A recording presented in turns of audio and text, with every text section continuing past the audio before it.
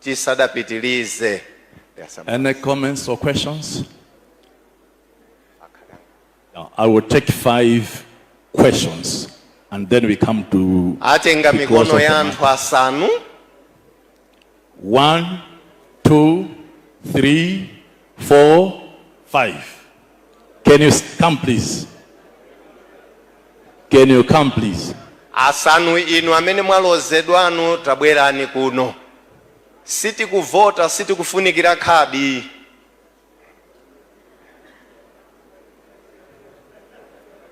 Thank you so much. These are the 5 that are going to speak on this one. Awa ndi asanu amene ayankhule.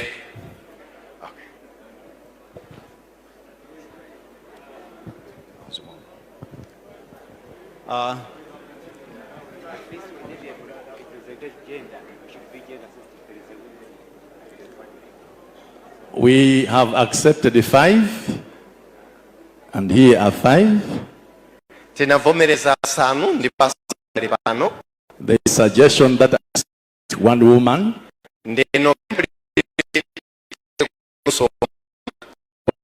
Agenda is we are balanced. Kuti no tikwaniritse zigawo zonse za bambo ndi amayi. Any hand from a woman? Okay, thank you. Amayi ena abwere. Apatse ni maiki wo? Yeah, yamban. Yeah, lankhula. Yambanenwe. Choyamba ndifuna nthokoze Mulungu kuti tili muno tasonkhana pa session. Chachiwiri ndifuna ndisonyeze kukhumudwa kwanga chifukwa cha nkhani yatuluka yoseka ku Bangwe. Ngakhale kuti zinazo ndiziziwa zimene afotokoza president, komanso ndikukayika pang'ono mfundo imodzi imene a president ayikamba muno. Ndikanakonda aku Bangwe mwina akanakhalamo muno ngati alimo kuti chimodzi za mfundo zimene asekere Bangwe ndichoona. Ngati ganizo lili loseka Bangwe, nkhawa yanga iliponena kuti nyumba ija anamanga iwo. What next after the closure? Secondly, ife ngati anthu opemphera timachimwa ndithu.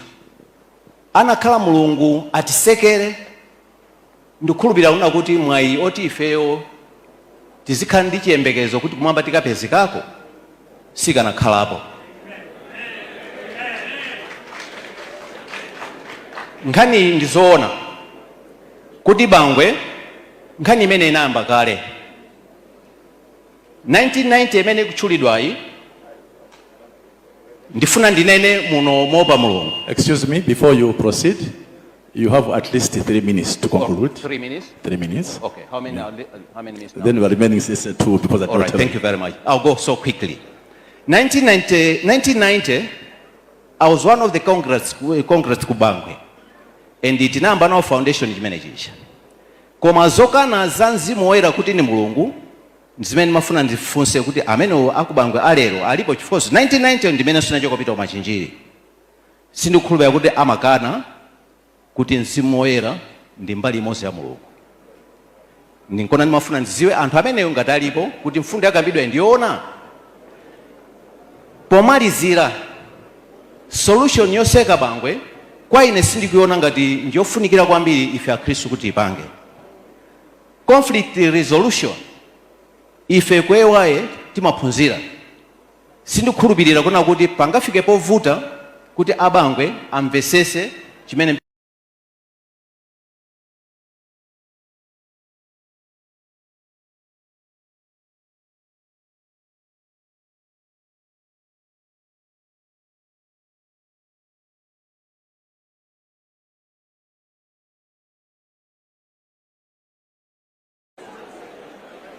ndinabwera ndi funso limodzi alifunsa kale komabe ndilifunsa mosiyana chifukwa direction imene akupitawa ndiyosiyana ndi imene ndikuganizira ineyo. Imvetsere akuyankhula tiye tonse tikhale chete. church ndi cha Seventh Day Adventist chikatsekedwa chipita kuti ndikufunsira izi chifukwa tili ndi chizolowezi chomaluza ma church athu tikakhala ndi kakauti sitikugwirizana pa zochitika pamenepo. Mapezeka kuti church chapita kwa anthu amene akuchikakamiraja koma church ndi cha Seventh Day Adventist.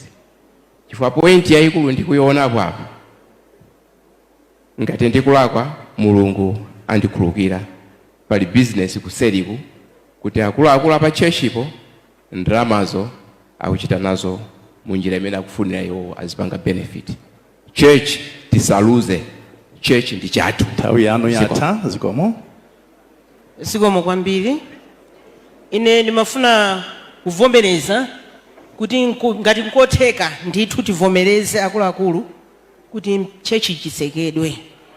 Funso lingokhala loti kodi malo apita kwa ndani. Nkhani imeneyi ikuoneka ngati yopepuka makamaka kwa ife amene tili kutali ndi ku Bangweko.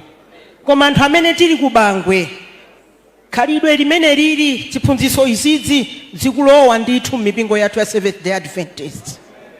Anthu akumatuluka mchalichi nzimayi akayima kusogolo kuti alalikire chifukwa chakutenga chiphunzitso chimene chili ku Bangwe. Nawo vuto lina lililonse limayamba pang'ono likatero lizifalikira. Lipita ndithu ndipo likupezani ngati inuyo mulekelere ichi kuti chipitirire. Zikomo kwambiri. Thank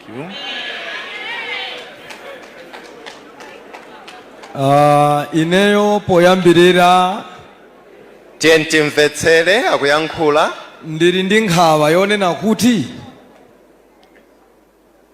timalephera pena kusiyanitsa mpingo ndi structure. Chifukwa Bangwe church sikuti anthu onse zimene nakuchita agwirizana nazo. Ndi chifukwa chake ena akalembetsa mayina. Ukanakhati mpingo wokutsata order mene mpingo wa Seventh Day Adventist umayendera. Business meeting ineno chotsa mayina amene sakutsata doctrine ya Seventh Day Adventist. Koma chifukwa choti anthuwo aphatikiza kacha ndi chipembedzo apa pa mpingo mpovuta kuti uyende. Kwa iwo amene afuna mpingo kuti uyende ndi amene akalembetsa mayina acha. 1 minute. Ine chimene ndimafuna ndipemphe mayina amene aperekedwa ndi angati funso langa. Komanso mayina amene aperekedwawo apatsidwe mwayi okhala ndi chaichi ku Bangwe komweko atotchula dzina lina. Zikomo kwambiri. Time out. Zikomo kwambiri. Thokoze kwambiri. Nkhani iso mmene ndayimvera ine ndionena kuti mmene zilili Bangwe inene yakuti itsekedwe. Chifukwa chani? Ziphunzitso zimene akuphunzitsa iwo ndi zimene zikusiyana kwambiri ndi mpingo wa Seventh Day Adventist. Komano ndimafuna ndibwere pa point yonena kuti pamene Bangwe ikutsekedwa ndimafuna ndikhale ndi ganizo lonena kuti ngati zingatheke mwina abangwe amene alembesa mayina awowa kungwapezera malo ena chechi chomonga amene anthu ena akudandaula kuti podi adamanga iwo wasira kagulu kena kamene kakusongonezako. Komano ifeyo moloma kuti tikanatenga maki kuti tikatseke chechicho chechi chikhale choncho mmene chililimo. Akhristu amene alembesa mayina awo ku South Malawi Conference amenewo apezeredwe malo ena. Kwa ine ndikuona ngati zitatere choncho zichita bwino kusaya kuti tizikanganirana chinyumba chimene kwa ife sitingapezepo benefit ina iliyonse. Tathokoza. Zikomo kwambiri. Ine ndiyambire ponena kuti I think anthu ambiri timangosatira zinthu zimene anthu ena atiuza koma osafufuza zenizeni. Vuto limene lili ndi ife Akhristu lerolo nkhani ya Bangwe mwina anthu tikuimva udyo. Muzabwere kwathu kunchenga na Bangwe district ine ndi first elder. Muli zambiri ziphunzitso zimene anthu akutenga ku Bangwe ndikuyamba kuyenda nazo kubwera nazo m'mamidzi. Ndi anthu ake amakhala anthu amakani kwambiri. Even mukauza abusa kuti bwerani muzapangise Bible study samabwera. amakhala anthu amwano. Ndiye Bangwe atsekedwe. Malo amene amagwiritsidwa ntchito ndi mpingo wa Bangwe ndi asset yathu ya Seventh Day Adventist. Akuluakulu kuntundako aona kuti apanga bwanji. Zikomo kwambiri. Zikomo fecho yankhula direct to a point. Nkhawa yanga ingokhala ponena kuti moto umapita kumene kwatsala tchire. Apapa mu mfundo zimene anthu akupereka zikuonetsa kuti ziphunzitsozi zafalikira kale m'mipingo ina. Ndapapa tikugwirizana kuti tikutseka Bangwe tiyang'ane kumene tikupita kuti titseka mipingo ingati. Mfundo ina imene mabwera nayo ndionena kuti afotokoza mmene amalankhula kunena kuti mbuyomu Bangwe atayamba zakezo unatsekedwapo ndipo utatsekedwa anautsekulanso. Ndi mfundo ziti zimene anatsata kuti Bangwe atsekulidwenso nanga anaziunikanso. Zatokoza zikomo kwambiri. Maybe before I give the mic to our president, the yesterday president, I just want to thank you for the remarks you have made. There are some true fear that I've seen about the property. The property remains under the Seventh-day Adventist Church. Tikakamba zakachisi ndi malo ndi ya mpingo wa Seventh-day And Adventist. if you vote that we disband this congregation, we will not allow the property to go. Ndipo ngati titautseka mpingo malo athuwo satenga. We don't want to repeat what happened at Domas. Situfuna kubwereza zimene zidachitika ku Domas. Thank you. Zikomo kwambiri.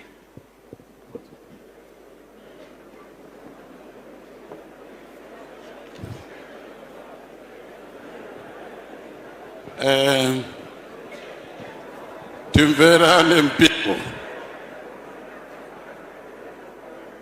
Ndikudziwa zikafika apa zimakhala zomvetsa chisoni komanso zopweteka. Koma ikakwana nthawi yofuna Pepani ya president mpingo ndimati ndikupempheni kuti mukhale chete kuti mumvetse. Ellen White akuti padatenga nthawi yakumulangiza Lucifer. Mulungu mamulangiza osamva.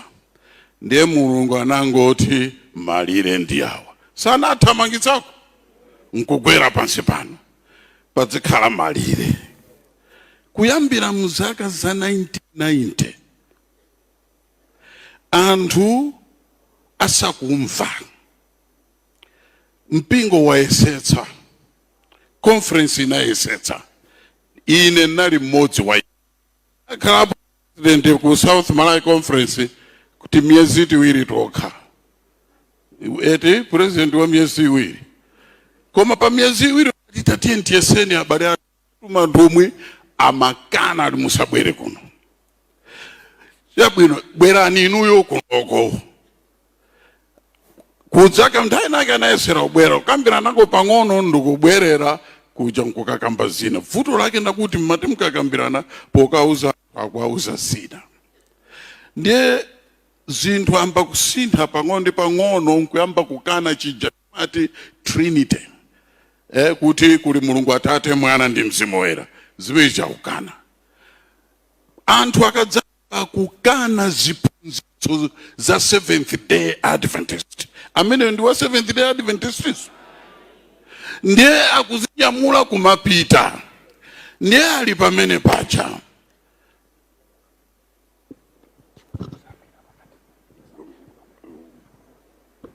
Ati wendala iwe somadzi wa microphone yakwena kundawonjezera ati udzigwira kumusiku.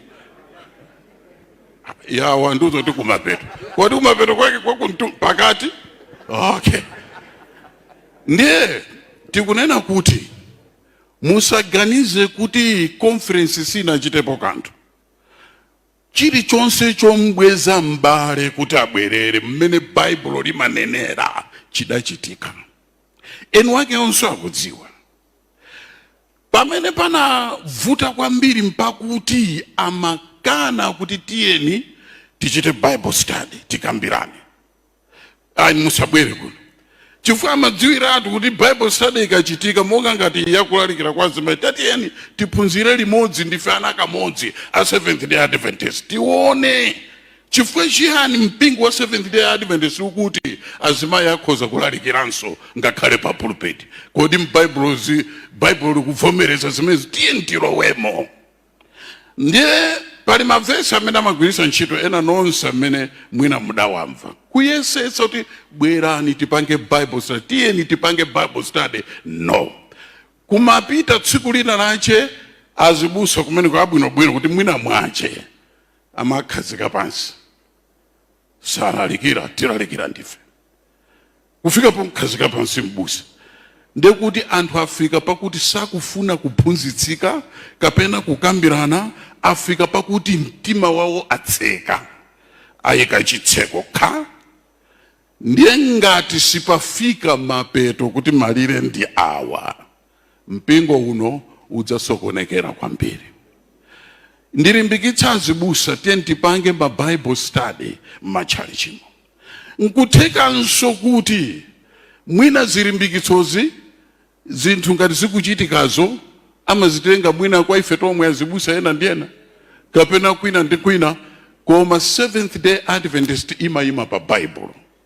Ndiye ndati ndikupempheni mpingo, chinthu chikamavuta tidzifika pa mapeto, si chimo yayi, ndikutseka papa. Mpingo wa Seventh Day Adventist ndi wandondomeko, aliyense atamangoti kuchita zake, ukachita zawo, ukhalanso mpingo umodzi ngati.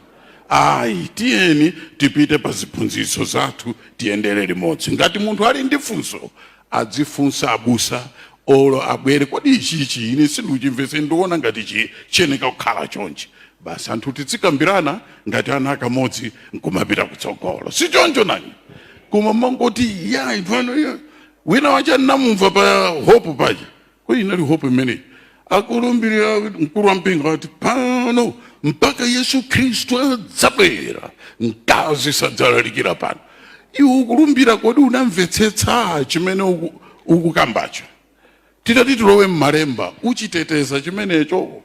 Tsono ukatseka ngakhale Bible kuti poti unakana kudziwa, inenso ndikukanisa. Kumapereka ulemu abusa amaletsa kuterekera pamenepo. Tathokoza kwambiri, inenso ndirekere pamenepo. Ndimango ndikutsimikizireni kuti ngakhale Mulungu chisokonekero chinali kumwamba anafika potseka kuti malire ndi awa, ndikumthamangitsa Lucifer ndi onse amamutsatira. Si choncho nanga apatsidwa mwayi ofuna kulembetsa. Chali chicho chinyumbacho ndi cha Seventh Day Adventist.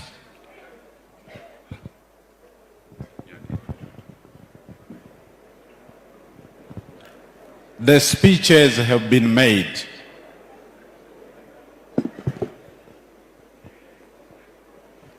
I am only rising to call question on the motion. We have dealt with this issue for far too long. This church is no longer a Seventh-day Adventist church. Seventh-day Adventist. We just need to recognize that. Even God cannot force a person to belong to him. That is why when the devil showed his true colors, he pushed him out of heaven. And let us not be more understanding and more sympathetic than God himself.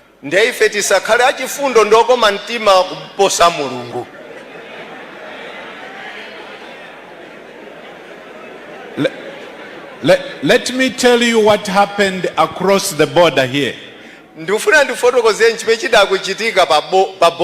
Chipata Central Church became big-headed like this one. And they refused. They said, we don't want the church manual, we don't want the same logo, and so many things. The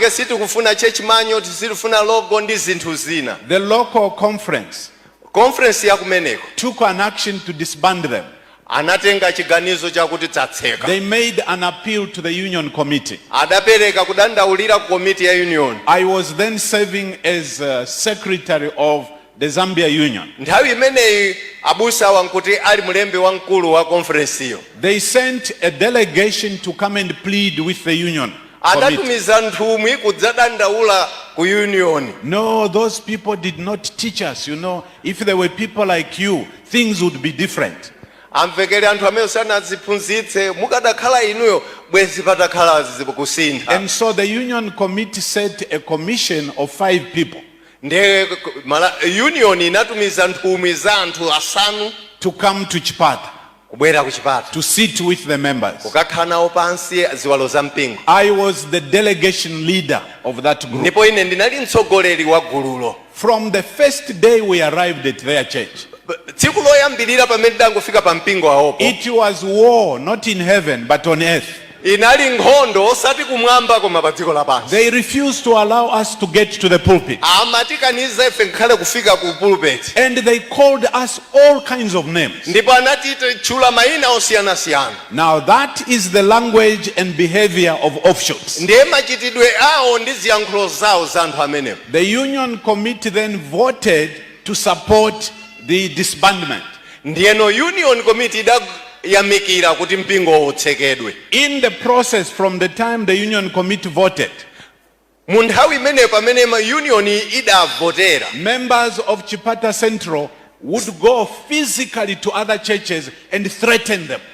ndiye ziwalo za mpingo pamenepo zinkachoka pamenepo pa Chipata kupita mpingo ina kumakapereka chiopsezo. If you don't join us, ngati simukhala mofanana nafe, we will beat you. tikukunyapulani. And you will be worshiping across the Luangwa River. Ndipo mudzikapemphera tsidya ilo la mtsinje wa Luangwa. By the time the session like this sat, ndipo pa nthawi imene session ngati idakumana, there were now 10 churches adali matchalichi 10 which identified with them.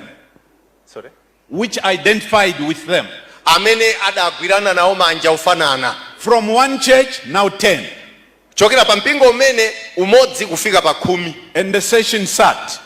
Ndiyeno mpingo disband all 10 churches. amvekere titseka mipingo yonse 10. A total of 1,861 members were lost. 1,600 chakuti ziwalo za mpingo zidachotsedwa. The membership of the church then of East Zambia Field was 12,000.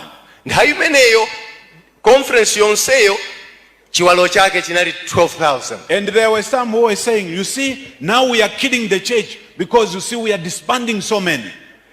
Ena amvekere kuti pano tsopano tili ntchali chifukwa tikutseka matchali chambiri. Today there is law and order that is obtaining in pali Chipata. mwambo ndi kusunga malamulo. From 12,000, the membership within about a few months, it grew to 35,000. Mbuka nthawi kochepa chifukwa chimene anachitira chiwerengero chidakwera mpaka na 30 chakuti 1,000. You see, young people today, their trousers are coming up to here. Inu lero monga achitsanzo achinyamata matrousers awo ngokhwefula. They have a belt, but the trousers is ali still sagging. ndilamba bwinobwino koma trousers ili mmusimu. And the treatment to that is not to allow them to do the way they want to do. Ndipo chiyamikiro nchakuti sitiyenera kualola kuchita zimene It akufuna. will be worse. Zidzaposera We pamene need to take decisive action. tidayenera ife kukhwimitsa mfundo zathu. This is a church of law and order. Ndi mpingo walamulo ndi chiphunzitso. When Ephraim was now persistently against God, God said, Ephraim is stuck to his gods, leave him alone. Idakwana nthawi pamene Efereimu adaumirira kukangana kutsutsana ndi chifuniro cha Mulungu adangonena kuti msiyeni. Where the church has stopped disciplining, the church is not growing. Kumene mpingo sunga yamikire chikhalidwe mwambo mpingo sudzakula. Mr. Chairman, I call question on the motion to disband this church. Apa mpano ndikuyamikira kuti mpingo utsekedwe. The question has been called. Now we want to take a vote. Tsopano tufuna tivote. Get your cards ready. Tuone makhadi a green aja. whichever card you call. Those that accept that we disband Bangwe congregation, can you raise your green cards, please? onse amene oti Bangwe atsekedwe ma green card mwamba.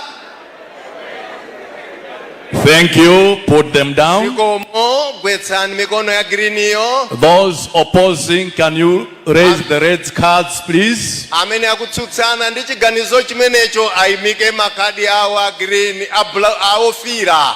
Makadi ofira mwamba.